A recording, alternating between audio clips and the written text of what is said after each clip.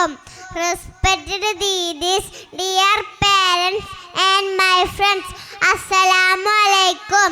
Today we are all in the happy of the Tibian Fest. On this day, let me inform you something very important. All of us must do what we like in life.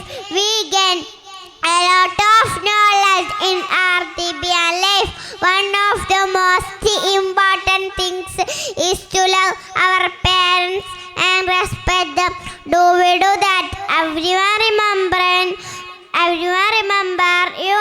Prophet Muttu Muhammad sallallahu alaihi wasallam said, heaven is under mother's feet. Should we get it?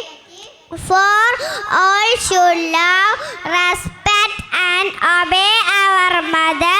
Let me start with a prayer. May Allah grant us success. Assalamu alaikum.